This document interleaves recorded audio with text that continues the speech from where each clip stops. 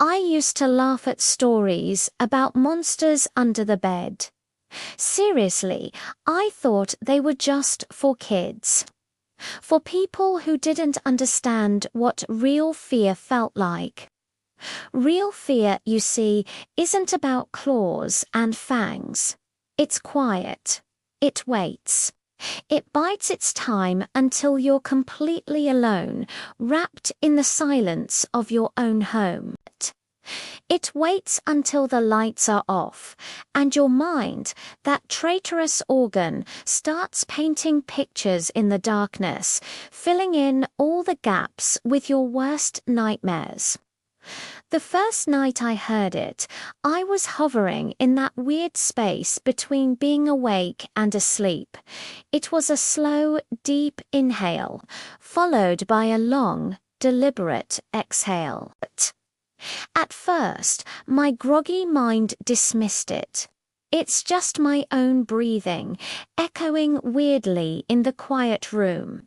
I decided to test that theory.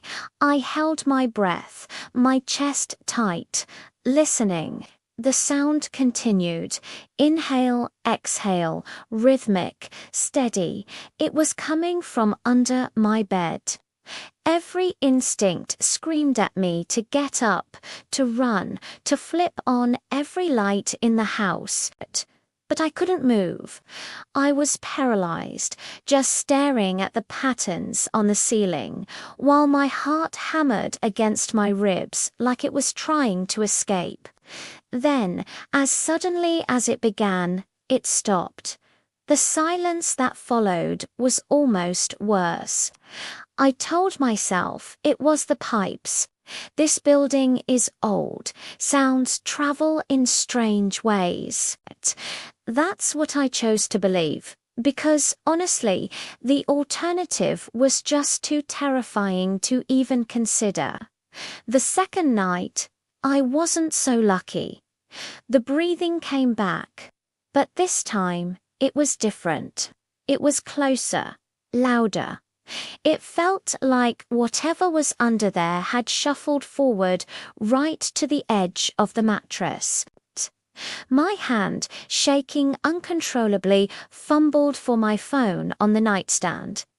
I swiped up and turned on the flashlight. The beam of light danced and trembled across the floorboards. I swept it back and forth, illuminating every corner under the bed. Nothing. Absolutely nothing. No lurking shadows, no strange shapes, not even a dust bunny out of place. A wave of relief washed over me, so strong it made me dizzy. I turned the light off, sinking back into my pillows. The relief lasted for about half a second. The breathing started again instantly, as if it had just been waiting for the darkness to return. And then it spoke. 2 words that turned my blood to ice. "I can see your feet." The voice was low, raspy, but unnervingly calm, patient, as if it had all the time in the world to wait for me. That was it. I scrambled out of bed so fast I nearly tripped over my own feet and slammed my hand on the light switch. The room flooded with harsh, sterile light. Empty. It was completely empty. I dropped to my hands and knees, my heart still pounding, and peered under the bed again. Still nothing. The floor was clean. Not a single sign that anything had ever been there. I didn't even try to sleep that night. I just sat on the floor with my back against the wall, watching the empty space under my bed until the sun came up. The third night, I had a plan. I was going to get proof. I couldn't live like this, not knowing if I was losing my mind. I took my phone, opened the camera app, and placed it on the floor, propped up so the lens was aimed directly under the bed. I hit record. Then I climbed back into bed and lay there, stiff as a board, waiting. The digital clock on my nightstand ticked over.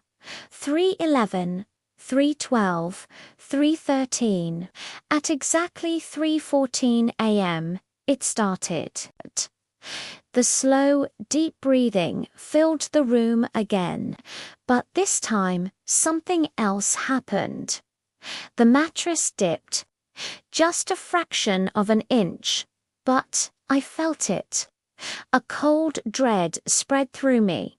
Something was physically touching the underside of my bed.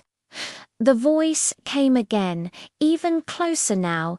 It felt like it was right next to my ear. You shouldn't look.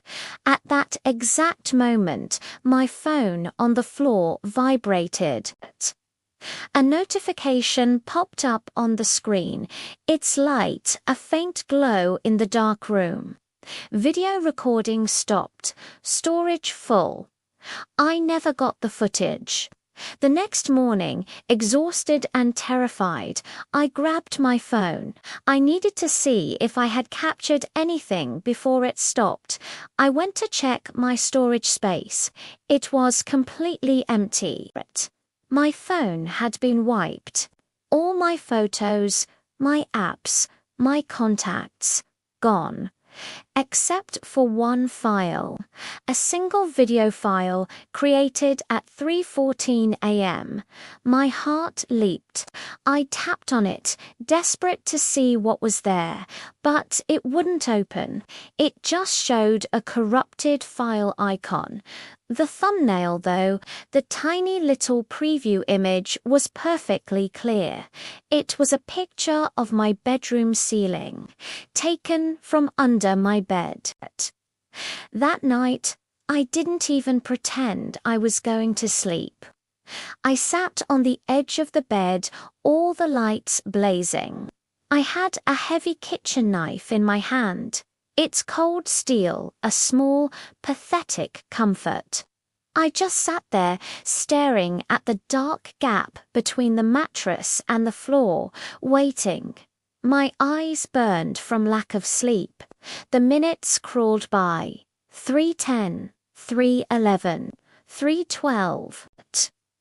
Then, at exactly 3:14 a.m., the power in the entire apartment cut out.